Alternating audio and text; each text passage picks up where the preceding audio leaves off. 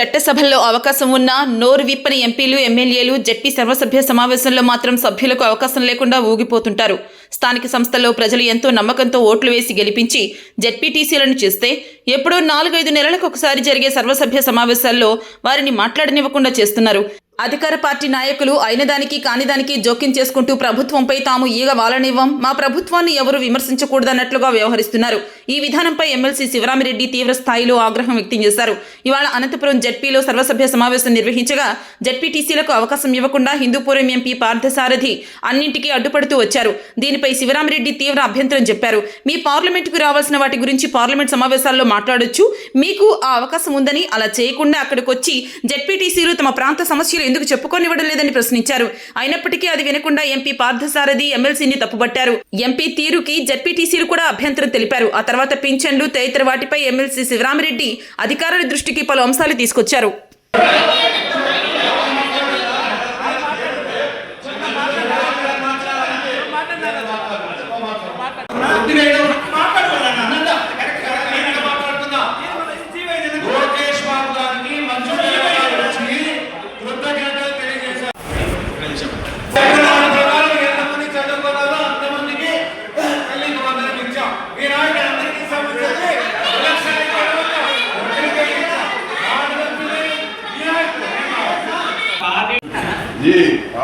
గారు తెలుసుకోలేదు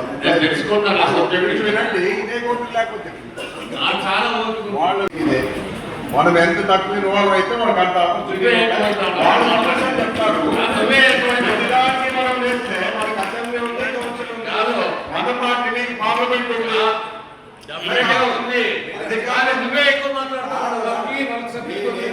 వాళ్ళకే ఇచ్చిన మన ఆఫీసర్లు ఉన్నారు, వాళ్ళు ఇంట్లో ఇస్తారు, వాళ్ళ సమాధానం విలేజ్ లో తిరిగేది వాళ్ళే. తిరిగేది తక్కువ, తక్కువే విలేజెస్ లో తిరిగేది వాళ్ళు. ఎంపీపీలు తిరుగుతుంటారు. దయచేసి వాళ్ళకి ఆపర్చునిటీ ఇవ్వండి. వాళ్ళు మాట్లాడుకునే పార్లమెంట్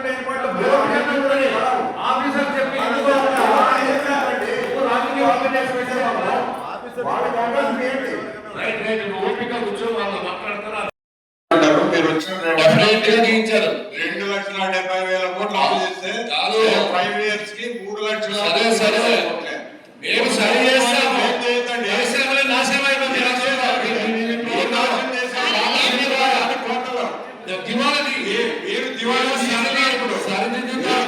విద్యుత్ 18 months లో 2,67,000 కోట్లు అప్పు చేస్తే మేము 5 కాదు పరిశ్రమలు వస్తున్నాయి. 3,30,000 కోట్లు అప్పు చేశాం.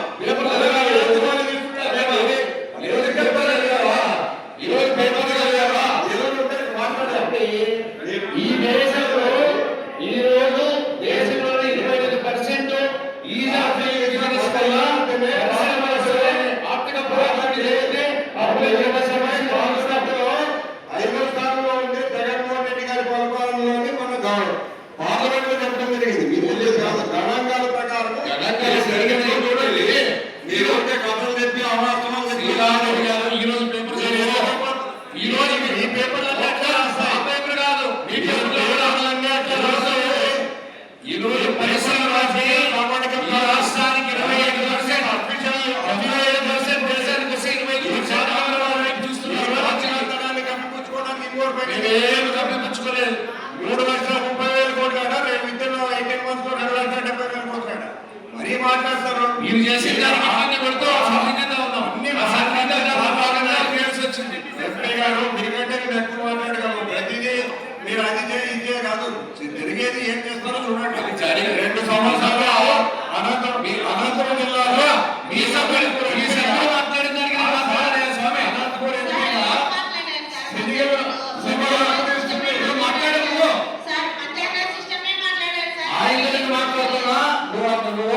నిష్పక్ష పథకంగా వివరించాలా చర్యలు కూర్చొని మాట్లాడకూడదు.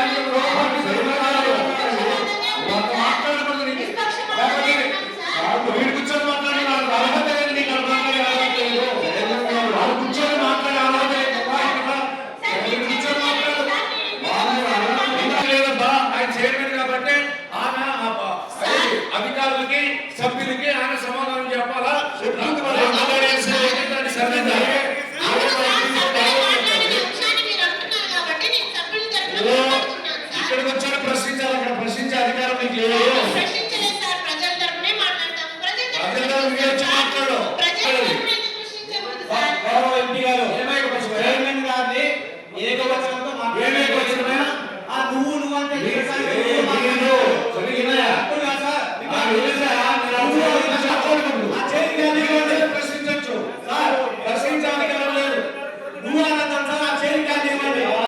బాగా డ్యామేజ్ అయితే మీ అందరికీ తెలుసు. అవును సార్. ఎన్ని మండలాలు మీరు ఈసారి ఏమైనా ఇన్సూరెన్స్ వచ్చే అవకాశం ఉందా, లేకపోతే ఇన్పుట్ ఏమైనా వచ్చే అవకాశం ఉందా?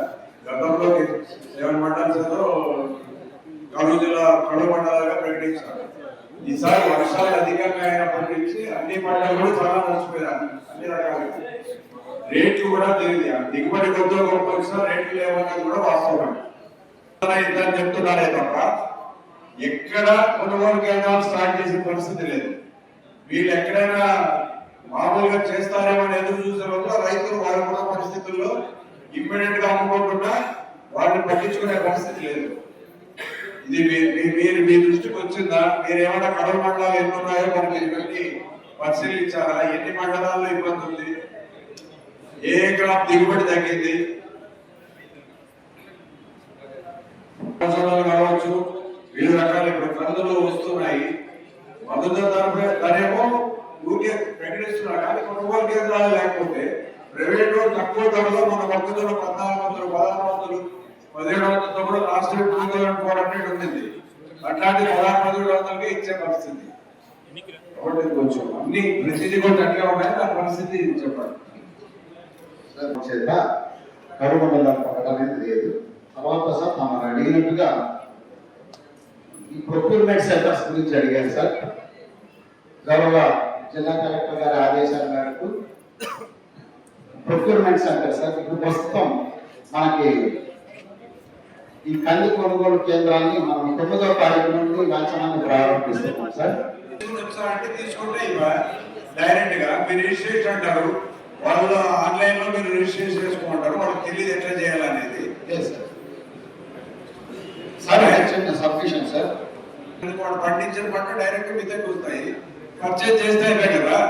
రిజిస్ట్రేషన్ అనేది ఎందుకు పెట్టాల్సి వచ్చింది అని అడుగుతున్నాను. సార్ ఈ క్రాప్ బుకింగ్ లో నమోదైనటువంటి రైతాంగానికి మాత్రమే ప్రొక్యూర్మెంట్ చెప్తాము సార్. మీ ఎంప్లాయీస్ ఉన్నారు, సచివాలయం ఉంది, మీరు ఏ క్రాప్ ఎంత పండిస్తున్నారు అనే దానికి మీరు తీసుకోవచ్చు. వాళ్ళు అయితే డైరెక్ట్ కావాల్సిన వల్ల మీ వాళ్ళ ఫీల్డ్ మీద పోయి ఎంత చేస్తారో డైరెక్ట్ తీసుకోవచ్చు. ఆ రిజిస్ట్రేషన్ అంతా ఎక్కడైతే అయింటుందో మీ వాళ్ళు చూసింటారు, చేసిన ప్రతి రైతుది మీతో లిస్ట్ ఉండాలి. మరి అప్పుడు వాళ్ళు అగైన్ మన రిజిస్ట్రేషన్ తో పనే ఉంది. నేను శివరామరెడ్డి ఏం వేసాడో పంట అనేది నీకు తెలిసినప్పుడు బయట వాటి అగైన్ లిస్ట్ వాడికి ఇస్తానో లేదో ఎత్తి పెట్టుకోవడం టక్క మీకు తీసుకొస్తాను.